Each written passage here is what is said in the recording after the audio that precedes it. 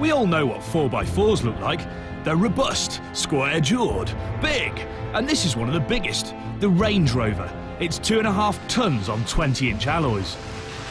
And this is the smallest one you can buy, the new Fiat Panda 4x4.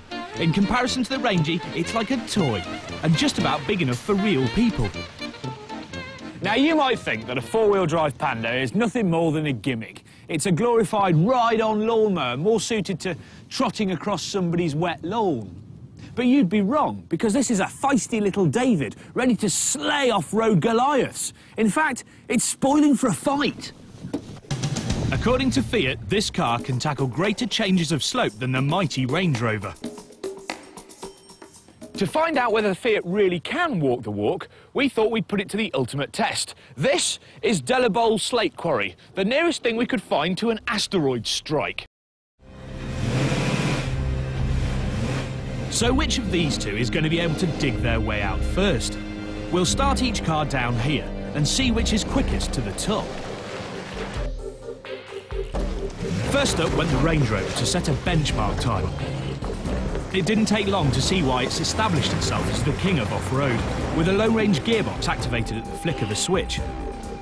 It crushes obstacles and sped over the line in just 90 seconds. Time for the Panda. Under £10,000 versus 60. It comes with a 1.2-litre 60 horsepower petrol engine. And no, that's not the bottom of the range, that is the range.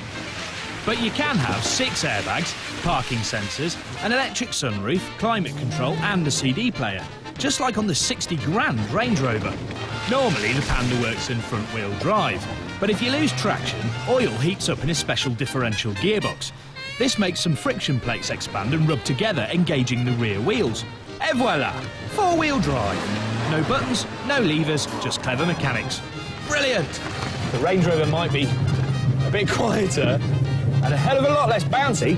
Ooh, but I actually think that the little Panda is going to be quicker.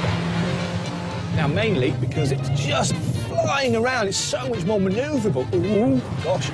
But then disaster struck. In the incline that the Range Rover crushed, the Panda was found wanting. The Range Rover's trick 4-wheel drive system offers better traction. That last hurdle cost us 10 seconds. And victory. But remember, the Panda cost just over 9 grand. And with its high driving position, nimble handling and roughy-tufty personality, the Panda 4x4 is ideal for tackling the potholed, crater-filled surface, otherwise known as your typical inner-city road.